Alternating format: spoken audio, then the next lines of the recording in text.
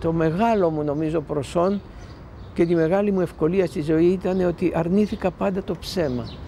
Έλεγα πάντα την αλήθεια και αυτή η αλήθεια με απαλλάσσει από δικαιολογίες και εξηγήσεις. Το φέρνω από τη μάνα μου, όταν η μητέρα μου είμαστε 7 αδέρφια στο σπίτι. Και θυμάμαι τη μάνα μου, ήμουν παιδάκι, έλεγε ο Κώστας δεν λέει ποτέ ψέματα. Και μου το πασάρισε, μου το κόλλησε σαν ετικέτα και το κουβαλάω μαζί μου. Και από μια στιγμή και μετά είδα ότι πληρώνεται αυτό. Ο κόσμος εκτιμάει αυτά που λέω, γιατί θα μπορούσε να τα έχει πει και αυτός. Γιατί είναι αλήθειες απλές. Αλλά φοβάται να τις πει. Λοιπόν, κερδίζω αυτό το, εξαργυρώνω την επιταγή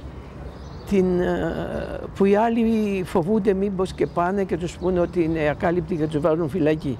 Εγώ κατόρθωσα να εξαργυρώνω αυτή την επιταγή της αλήθειας. Αυτά μ' αρέσουν στον εαυτό μου. Λέω καλός ήμουν και έξυπνος στάθηκα και ήρεμος προπάντων. Να μην έχω να πω γιατί το είπες αυτό. Το είπα γιατί έτσι πίστευα, γιατί έτσι το είδα. Μα πονάει, θα πονέσω. Μα είναι ακριβό, θα πληρώσω. Μα θα σε σκοτώσουμε, βαρύτε μου. Κατάλαβες, γιατί δεν είχα να κάνω. Έτσι τα πράγματα, έτσι τα είπα. Ή έτσι νόμιζα πως είναι τα πράγματα. Βεβαίως και έτσι νόμιζα. Σίγουρο πως δεν είναι όπως τα νομίζω, έτσι δεν είναι.